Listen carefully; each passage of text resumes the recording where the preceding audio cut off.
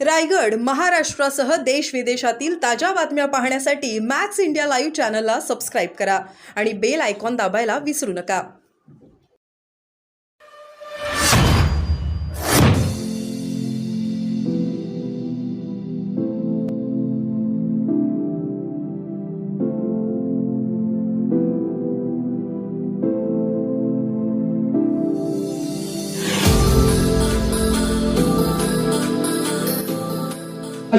याच शुभेच्छा देऊन भरत शेठ गोगावले अर्थातच या मंचावरून या खेळपट्टीचं उद्घाटन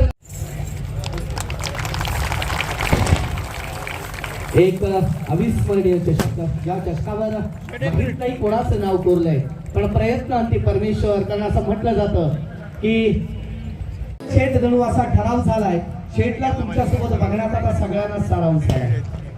तुम्ही तिथं शेठ असा जणू काही ठराव झालाय, शेठला तुमच्यासोबत बघण्यात आता यांना विनंती करतोय भरत शेठ गोगावले यांच्या प्रमुख अध्यक्षतेखाली, तसेच तलवार जमिनीवरून नाही तर येणाऱ्या दर्यातून आहे आणि म्हणून आपल्याला तो मुंबईचा हल्ला आठवतोय जो समुद्री हल्ला. यांना विनंती करतोय भरत शेठ गोगावले यांच्या प्रमुख अध्यक्षतेखाली, तसेच तलवार कधी पाहिलं का तुम्ही? मी कोणावर टीका करत नाहीये, पण जे वास्तव आहे ते वास्तव आहे ते कबूल केलं पाहिजे. खऱ्या अर्थानं सांस्कृतिक सामाजिक क्रीडा क्षेत्रातली बांधिलकी जपणारा आणि तळागाळातून काम करणारच व्यक्तिमत्व पुढे येतो, तो म्हणून पुढे येतं. आणि म्हणून महेंद्रशेठ दळवी या वेळेला आपल्याला आमदाराच्या रूपाने ते दिसतात, पुढच्या वेळेला दिसतील, त्याच्या पुढच्या वेळेला दिसतील, त्याच्या पुढच्या वेळेला दिसतील. कारण ती आपली गरज आहे, ती अलिबागची गरज आहे. विरोधकांचा आज पेपर वाचला मी, आज एक मगाशी एक वर्तमानपत्र वाचलं कार्यालयात बसून. मला कळत त्यांची पोटं का भरत दुखतात. काही टीका करायची, त्या टीकेला अर्थ नाही. आमच्याकडून शिकलात, तुमच्याकडून शिकलात, अरे करा ना, असे भव्य दिव्य मेळावे करून दाखवा, असे सोहळे करून दाखवा आणि तुम्ही मोठे व्हा. आम्ही कुठे नाही म्हणतोय तुम्हाला, पण तुम्हाला जमणार आहे का हे? लोकांच्या मध्ये भांडणं लावणं, लोकांना आपसात लढवणं आणि त्यातून राजकारण करणं, त्यातून स्वतःचं हित साधणं, हेच आपण केलं. तळागाळातून आलेला एक सर्वसामान्य कार्यकर्ता जेव्हा पुढे येतो, त्याचा नेता होतो आणि मग त्याच नेत्याचा महेंद्रशेठ दळवी होतो आणि महेंद्रशेठ दळवीच्या रूपानं सर्वांच्या तोंडात त्याचं नाव सर्वाभिमुख होतं. इथल्या मातीचं ढेकूळ पाण्यात टाकायचं तवंग उमटेल इतिहासाचा.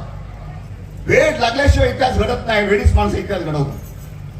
18 तास कार्यालयामध्ये बसून लोकांची कामं करणारा आमदार, 18 तास लोकांची बांधिलकी जपणारा आमदार, महाराष्ट्रामध्ये हाताच्या बोटावर मोजणारे आमदार असतील, ते खऱ्या अर्थानं लोकांनी माझ्यावर ही जबाबदारी दिलेली आहे. ज्या मातीत माझी नाळ पुरलेली आहे त्या मातीचं मी काहीतरी घेणेकरी लागतो, ते मला फेडायचं आणि मी फेडणार आहे, ही भूमिका करून सतत सातत्याने काम करत राहणारा माणूस. अरे तुमच्या कार्यालयामध्ये आम्हाला एंट्र्या पण नव्हत्या रे. तुमच्या कार्यालयामध्ये सर्वसामान्य कार्यकर्त्याला प्रवेश देखील नव्हता रे. आणि इथे महेंद्रशेठकडे दिवसाला 1,500-2,000 हजार कार्यकर्ते, इतर अडीअडचणी घेणारे लोक, नागरिक हजेरी लावत असतात. त्यांची सगळी कामं केली जातात, त्याला योग्य तो न्याय दिला जातो. खऱ्या अर्थानं लोकांची बांधिलकी जपली जाते. आज हा सुख सोहळा, हा मोठा क्रीडा सोहळा, आज पहिला दिवस आहे. आज 4 दिवस आपण हा कार्यक्रम पाहणार आहोत, बघणार आहोत, अनुभवणार आहोत. जसजसे दिवस जातील तसतसे या संपूर्ण रायगड जिल्ह्यातल्या संपूर्ण महाराष्ट्रातले नेते मंडळी इथे हजेरी लावणार आहे. आणि ते केवळ शिवसेनेचे नाहीत, तर महायुतीतले सर्व नेते मंडळी इथे येणार आहेत आणि आपल्या या सगळ्या आयोजनामध्ये सहभागी होणार आहेत. मित्रांनो, बोलण्यासारखं बरंच आहे, बोलणारे व्यक्ती बरेच आहेत, परंतु खरा वाद तो खरा वाद असतो. मग तुम्ही त्या स्वतःच्या पत्रकारितेसाठी, मला कळत नाही महेंद्रशेठचं नाव घेतल्याशिवाय यांची पत्रकारिता चालतच नाही का? अलिबागकरांनी खरं तर याचं उत्तर दिलं पाहिजे. कारण जेव्हा बघावं त्या महेंद्रशेठसाठी कॉलम आहेत, बाकी काहीतरी लिहायचं म्हणून त्याच्यावर लिहायचंच. अरे काय करून दाखवा तुम्ही लोकाभिमुख कामं करा, तुम्ही लोकांची बांधिलकी जपून दाखवा. तुम्ही मागे काय केलं? तुमची उतरती कमान का झाली? त्याला कारण काय?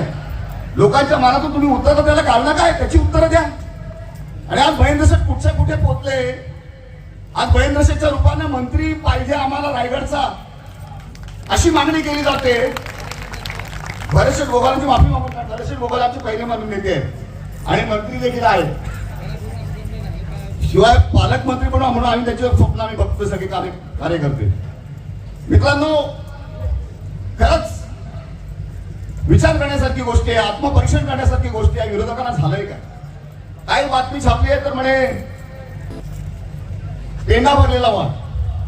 अरे बघा, या वाघाच्या मागे किती माणसं आहेत. ती बाहेर पडले तर 10,000 लोक बाहेर पडतात आणि तुम्ही कुठला तरी सायकल स्वतः ठोकर दिली तर तुम्हाला दुसऱ्याच्या मोटरसायकलवर बसून पळून जावं लागतंय.